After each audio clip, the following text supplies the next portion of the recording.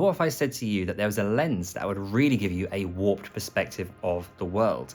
Well, that lens is here and I'm reviewing it today. It is the Moment's T-Series 14mm fisheye lens. Today, I'm going to be showing you the build quality, the shot quality, who I think this lens would be useful for, as well as a bonus tip on how to get the most out of this lens. So let's get into it. And also there is a link in the description down below. Now, in terms of the build quality of this lens straight out the box, it looks absolutely fantastic. It's a multi-layered anti-glare lens, so you're actually going to get a really nice quality shot without too much of a light glare coming in, although of course you will get that if it's pointed straight at a strong light source like the sun, for example. And at 63.1 grams with a 40mm diameter, it's light enough that it's actually going to be able to be easy to carry around and put on your phone case, and it's heavy enough to feel like it's a really quality build lens and it's not going to be something that's too flaky or flimsy. Now, with the curvature of this glass, it has a 200-degree field of view, so you're going to get an even wider angle than you would do with an ultra-wide angle lens. I'll compare those in just a bit. But I have to say, I'm really impressed by the quality of it. It's got the weight to really feel like it's a substantial build as well. And it also gives you a 0.2 magnification in the middle of the lens, hence fisheye lens. Now let's take a look at the shot quality you get from this lens. Now, in terms of shot quality, this lens is absolutely superb. It gives you that nice stretched out feeling with that 200-degree field of view. It's that shorter focal length as well, which is going to add to that look. And bringing something into the center as well with this magnified look in the center is really going to give you something very, very different. The quality of the glass as well means that you're not going to get any vignetting. So even if you're in a lower light situation, because it's on the wide angle lens, which has a much better sensor than the ultra wide, you're always going to get a really high standard of shots and quality videos. You can also use this for photos, which a lot of people do as well. For me, I would always use it for filmmaking, of course, that's my thing. And you can see here that you do get a much different look to any other lens on the planet. So I really can't say anything highly enough about this lens. It really did surprise me at the quality. I did think with fisheye, sometimes on a cheaper end, you certainly get some very sketchy looking shots at times with some sort of roughness on the edges, but there was clarity from edge to edge on this lens, and it really makes anything you film stand out. So in terms of shot quality, I really have to give this a massive thumbs up.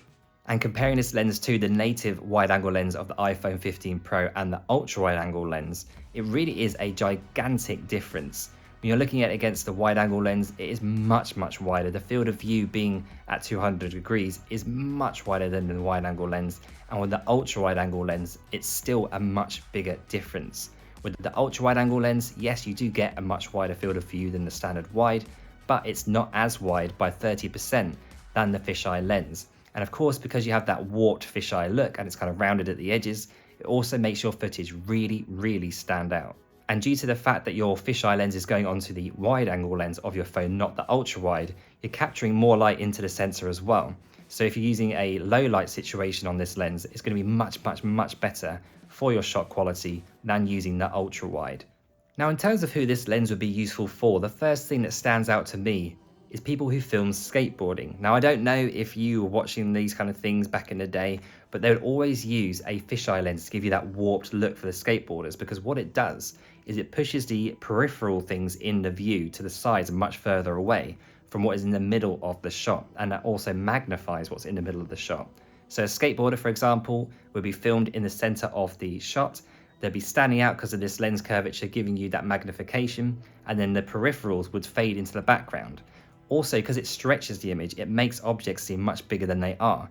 So if someone's sliding down a rail or something on a skateboard, blades, BMX, something like that, then this lens is going to make that object or that rail or stair set look much bigger than it actually is, and it's going to exaggerate the look and make it look much more epic.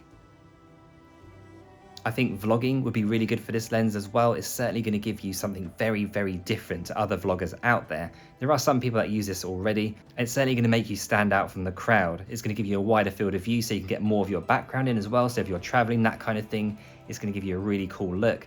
And also, as I say, there was magnification, and also with that magnification you get in the lens, it's going to make you stand out a lot more too. Now, one thing I don't think many people would think about when it comes to using a fisheye lens like this is just general filmmaking for narrative storytelling. Now, years ago, I made a short film with a very old battered fisheye lens, not one as good as this, which was called Me, Myself and I, and the whole premise was that my character was living in a world where everyone had to have CCTV footage of them in their house to keep an eye on them at all times from the government. and I used a fisheye lens to look like it was some kind of old CCTV camera. And I would not have been able to make that film without this. And it really does give you that kind of Truman Show look, which I managed to capture with an old lens. So if you want to go for a very different perspective in your narrative filmmaking, I cannot recommend this highly enough, and I would love to make an updated version of that film with this lens at some point. Now, my big tip for using a fisheye lens is to vary the angles that you're using with this lens. A lot of people would use this at waist height or eye height, but if you get low down, you can really change the perspective of anything. So rails, buildings, architecture, landscape, and with those angles, you can also make rounder buildings and subjects look even more round and even bigger with that wider aspect ratio. So it's a really cool tool to have. And I have to say, if you vary your angles with a fisheye lens, you're going to get a lot more out of it. So clearly this isn't the kind of lens that would be used by everyone. But if you want to get something very unique and unusual, this lens really does tick all of the boxes. With that magnification, with that 200 degrees field of view, with a shorter focal length than most lenses, it really does give you something completely different, warped, and very unique for your shots. So without any further ado, if you want to check this out, it's in the link in the description below. And if you want to check out my last video on the T-Series wide angle lens by Moment, check out that video right here, right now. See you on the next one, take care, bye bye.